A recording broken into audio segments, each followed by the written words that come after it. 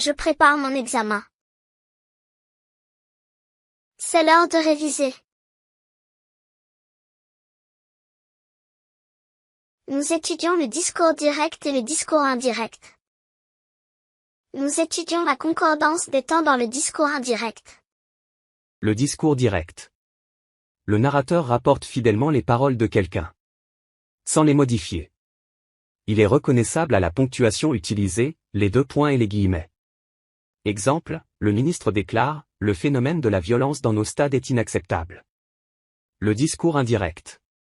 Le narrateur rapporte les paroles de quelqu'un, dans une proposition subordonnée introduite par « que ». Exemple, s'adressant aux clubs algériens, le ministre déclare que la violence dans nos stades est inacceptable. Les verbes introducteurs du discours sont « dire », « déclarer », « répondre », « annoncer », « affirmer », « demander ». Lorsque l'on passe du discours direct au discours indirect, les pronoms personnels et possessifs ainsi que le temps des verbes peuvent changer. Quand on passe du discours direct au discours indirect, le temps du verbe de la subordonnée change en fonction du temps du verbe introducteur, verbe de la proposition principale. Il en est de même des pronoms personnels et possessifs.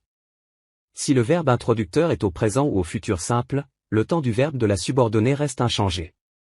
Si le verbe introducteur est au passé, le temps du verbe de la subordonnée change. Discours direct.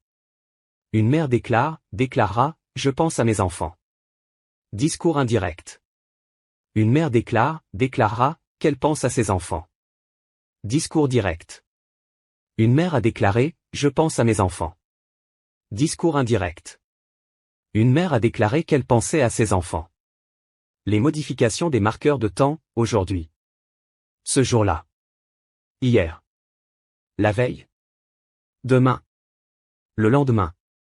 Le jour prochain. Le jour suivant. Exemple, ma mère a dit, j'ai suivi une émission sur la maltraitance des femmes, hier soir. Ma mère a dit qu'elle avait suivi une émission sur la maltraitance des femmes, la veille. Les modifications de temps dans le discours indirect, verbe introducteur au passé. Présent. Imparfait. Il a dit, je lis. Il a dit qu'il lisait. Passé composé. Plus que parfait. Il a dit, j'ai lu. Il a dit qu'il avait lu. Futur. Conditionnel présent. Il a dit, je lirai. Il a dit qu'il lirait. Futur antérieur. Conditionnel passé. Il a dit, j'aurais lu. Il a dit qu'il aurait lu.